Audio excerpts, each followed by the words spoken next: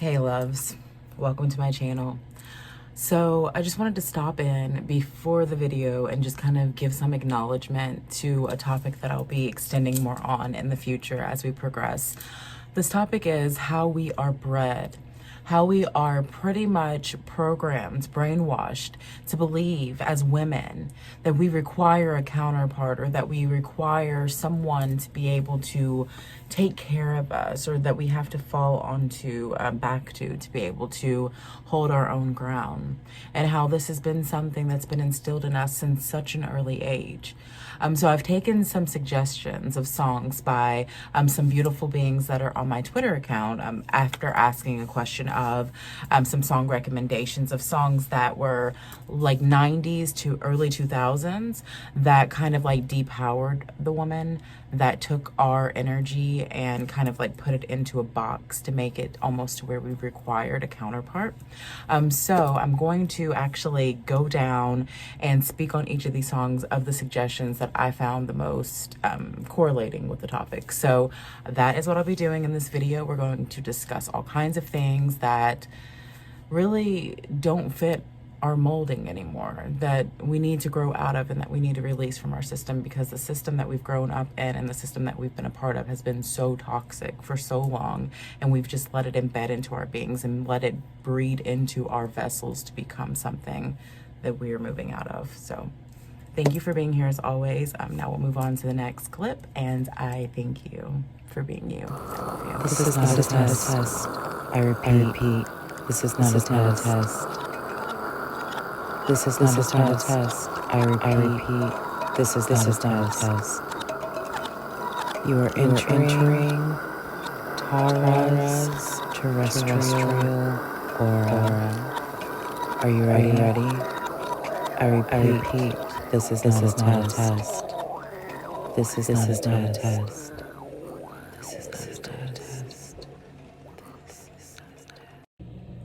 So one of the songs that kind of led me to this portal was the Carnigans' Loveful.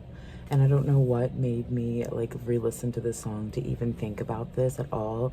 But just to give an example, the lyrics, the actual chorus of this song are love me, say that you love me, fool me, go on and fool me, love me, pretend that you love me, leave me, just say that you'll need me. I cry and I beg for you to love me, say that you love me, leave me, say that you need me. I don't care about anything but you. So if that's not a prime example of the deterioration of the woman at youth, I think back to this song, and I was like a young child, and I loved the movie Clueless, and so did my sister, so we watched it often. And I think about how that was such a movie that I loved, and so many parts of it that I thought were so awesome and I kind of looked up to as a child.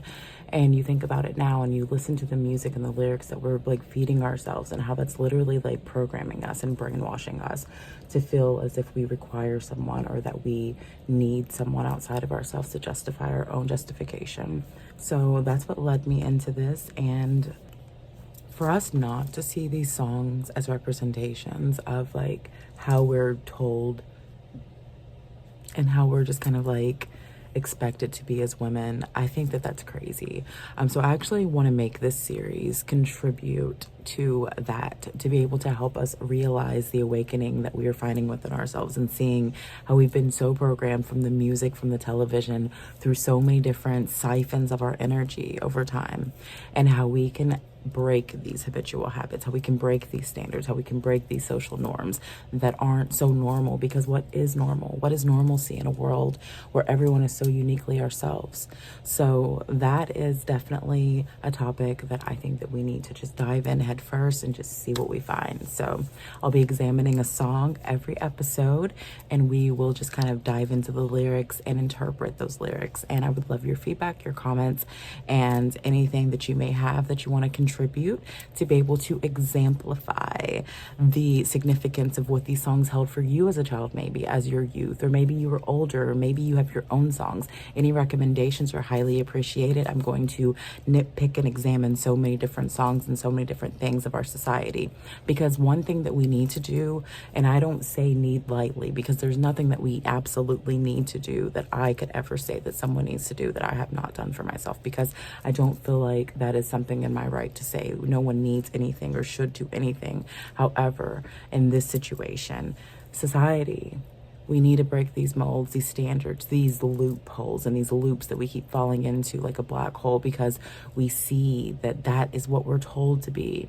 We don't require anyone. We require our own selves. We require our self-love.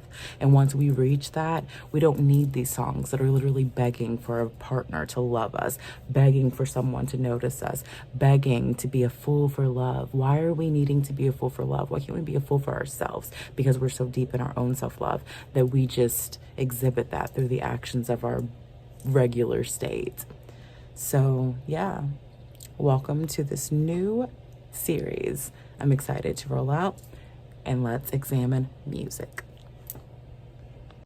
Okay, so for the first song, we're going to diagnose and dissect the lyrics to Loveful by the Carnigans. This was a song that came out in the early 90s, and it has, I feel like, a pretty big impact. I remember as a kid, the movie Clueless. I don't know if you'll remember that movie, but I loved it. I loved it. I loved it. I loved it. I've mentioned it before. And this song was in the movie, and it was one of those songs that I loved. I learned the lyrics to. Many people my age did. It was a whole vibe. We loved it. And look at what we were brainwashing ourselves to. Okay. Love me, say that you love me, leave me, just say that you need me. I can't care about anything but you. All right, let's just take that off top. What are we going to say to that? Okay, so firstly, we open the song begging to be loved, begging for someone to say that they love us, but then they can leave us too, because it's okay. Just say that you need me and you can leave me, and that's okay, because I don't care about anything else but you. That's a great message to send to people. That's a great message to send to women. Do you agree? Okay, so lately I have desperately pondered, spent my nights awake, and I wonder what I could have done in another way to make you stay. Reason will not lead me, or will not lead to solution. I will end up lost in confusion. I don't care if you really care, as long as you don't go. Let's stop there. Okay, let's rewind to all of that. Desperately, or lately desperately, I've pondered, spent my nights awake, and I wondered what could I have done in another way to make you stay. First off, why do we need to analyze what we could have done to make someone stay? If they were meant to stay, wouldn't they have just stayed? Okay, that's off top. And then, reason will not lead to a solution. I will end up lost in confusion. I don't care if you really care, as long as you don't go. So I don't really care if you care. It's just I really want you there. I just want you to be with me. Even if you don't care about me, just stay with me. Is that something that we've been programmed to believe? Is that something that we've accepted and told ourselves is okay? I don't even care if you love me. Just stay with me. That is the epitome of a very harmful relationship. Wow. I feel like we need some statistics on this. What are the divorce rates? What are the rates of really abusive relationships of these people in this genre, of this category, that listen to this music? I mean, I don't know the statistics, and I'm not trying to do all that, but that is not something that we should be teaching our women, our young children, our teenagers, our growing adolescent women, children, girls, to love someone and not even care if they love us back, but just please stay, don't go. That's the whole concept of a woman or a girl having a child, a teenager. Whenever there was so many teen moms and that show came out, and everybody was just this is a controversy. It's one of those things. It's if you're telling someone, I don't care if you love me, just don't go, That's why so many people feel that whole vibe of like, if I have a baby with you, you can't leave me because you'll always be attached. So I'm going to do this and use this baby instead of loving my child like I should and having them for the right purpose. I'm going to use them as a tool, as an object to be able to keep myself tied into you and have power over you. That's a sickness, guys. That's a sickness. Let's go on. Okay. So I cry, I pray, and I beg. Love me, say that you love me. Fool me, go on and fool me. Love me, pretend that you love me. Leave me, just say that you need me. So I cry and I pray for you to love me, say that you love me. Leave me, just say that you need me. I don't care about anything but you. Okay. And then it goes on to repeat, love me, say that you love me, fool me, go on and fool me, love me, I know that you need me. Whoa. Now she knows. She just knows now. Like, she's just like, I know that you need me. What? Just a moment ago, you don't even really care. You just said that you just want them to pretend that they're there or pretend that they love you and be there because you just don't want them to go. So now you know that they love you. Hold on, let's rewind. So that's when we start embedding that code. Like, we know that they love us. So that's why we're not going anywhere. That's why we're staying. And that's why we're praying, because they don't care about, because we don't care about anything else but you, because we put these people up on these pedestals and all we care about is them. All we care about is them. Why is that? That's a sickness, guys. That is a disease. That is a disease. This is a toxic relationship. This song is a toxic relationship with our minds. This song is a toxic relationship with your mind. And I hope that you're fully aware of this. And I hope that this brings cognitive awareness to you to realize that this is a program. This song is a program. And this song exemplifies a toxic behavior in a relationship. And this is not a relationship style that should ever be accepted by any society or any structure or any person that really seeks love for themselves or seeks or has love for themselves or wants love from another, because that should never be a thing. We should never be begging someone for love. We should never be saying that we know that someone needs us. No one should need us. Period. No one should need us. And whenever someone starts to feel that someone should need you, that is a toxic behavior. So we need to be aware of that by acknowledging that. So that is a run through of this song.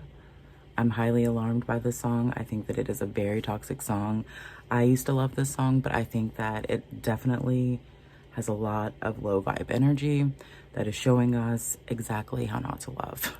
Have you ever realized how psychological music really is?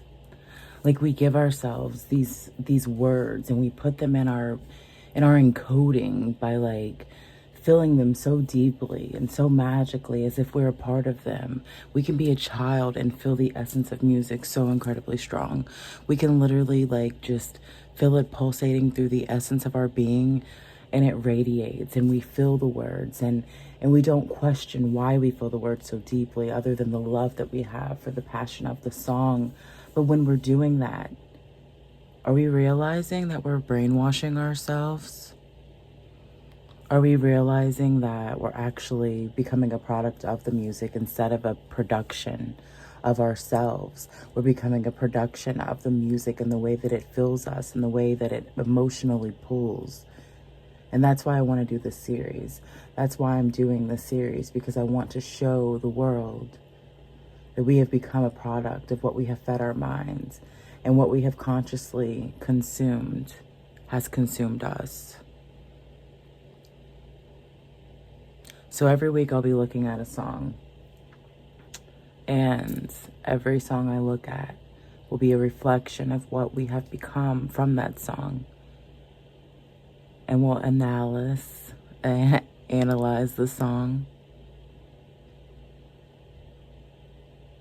and we'll see how we can take our power back, because we're worthy of that. The real problem is we've become a product of the music instead of the music being a product of us. With so many creators that have got famous and made so much money off of the fact that we have this emptiness inside of us, this void that we lack, and we feel this need to add another person to be able to identify ourselves and to be able to feel that we are worthy of love. When did that become a thing that music was meant to do, and has it always been a thing? So for this series, I'll be taking a look at the different genres of music within the 90s and the early 2000s, because that is personally the time which I grew up. So I want to take a time to like reflect and dissect the music that encoded us, the music that encoded our generations, to be able to change the destinations of our fates. Because music is a powerful source. And though we are the creators of our own reality, what we feed our consciousness is what we let consume us. And what consumes us is what we let breed and feed into the essence of ourselves. And it can either add to us or it can deplete us. And sadly, our music, the industries, have depleted us in ways that we've not even yet acknowledged. We've not brought it into our awareness yet.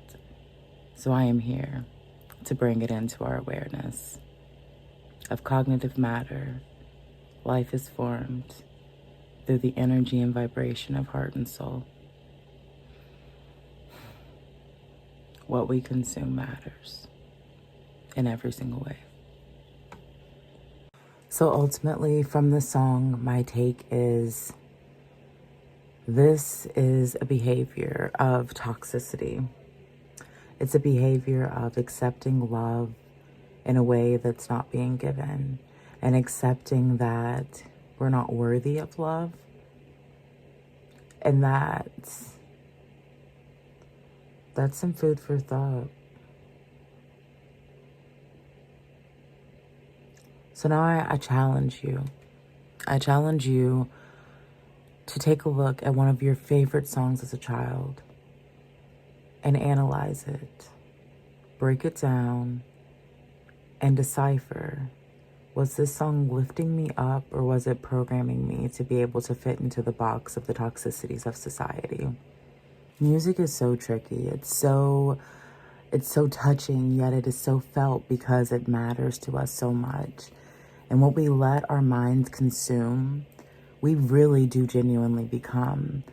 If we accept these lower vibrations of energy, accepting that love should be something that is chaste and sought after and not cared if it's returned back to us, when we instill these values within ourselves, what are we showing ourselves as value for ourselves?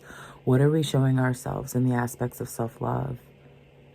If anything, it depletes us. It shows us that we're unworthy of equal love, equilibrium of ourselves, to be able to love ourselves so much to where we don't really require an outside source of entertainment, or an outside source of admiration, or an outside source of confirmation, or any of that. When it really comes down to it, love was never meant to be an outside job. It's all internal. And whenever we start seeing that, and seeing the areas in which we've been programmed to believe anything else or anything less, that is when we start to take our power back. And that is when we fully start to love ourselves. So that concludes this video of this first episode of my series. Next, we will dissect another song of the 90s, because I'm going to stay in the 90s until we move to the 2000s. And we're just going to dissect some music. And in the process, I challenge you to take a look at some of your music that you listened to as a kid. Listen to it again, and listen to it with new ears and new eyes to see the programming behind the disguise. If you enjoy my content, please like, share, and subscribe to my channel. I'm so grateful and honored to have you here. You are a blessing to me, and I thank you. I'll talk to you soon.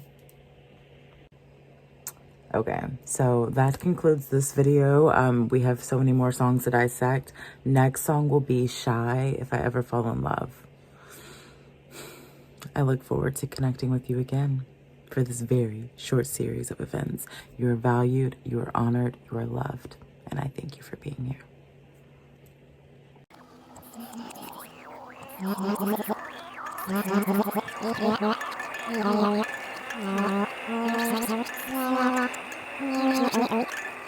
Test.